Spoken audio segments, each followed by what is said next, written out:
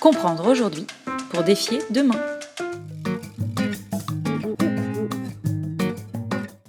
Alors, je ne peux pas dire que ce soit un ovni dans la vie politique française, mais quand même. C'est un homme de culture britannique.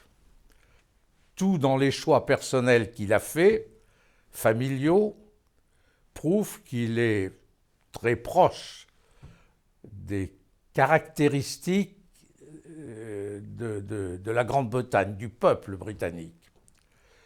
Trois caractéristiques qu'il a exprimées dans la campagne présidentielle alors qu'il les avait à peu près cachées jusqu'à maintenant.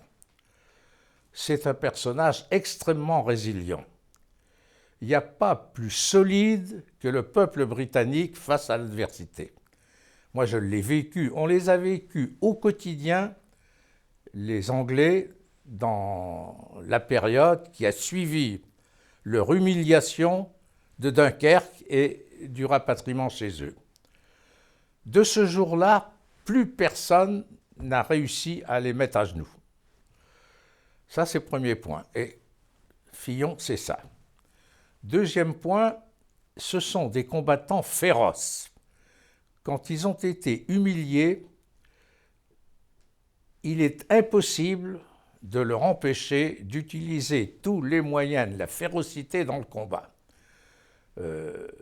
C'est certainement le peuple le plus dur au combat parce qu'il sait gérer le temps, il sait gérer le longtemps et il sait gérer les faiblesses de l'adversaire.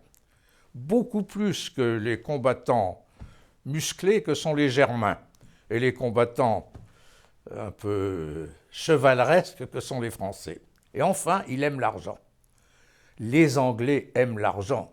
Il n'y a qu'à regarder comment ces gens-là vivent depuis toujours. Comment voulez-vous qu'un homme qui a ces caractéristiques et qui se laisse découvrir dans la campagne présidentielle ne choque pas les Français?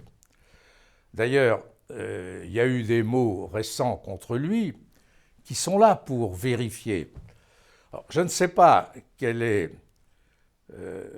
la perception est telle qu'elle se exprimera dans le vote du 23 avril, mais je sais qu'il y a une partie de la population française, en particulier celle qui a vécu la guerre, moins nombreux, l'après-guerre et la 4e République, plus nombreux, qui est le socle de l'intérêt que les gens portent à ce type d'homme.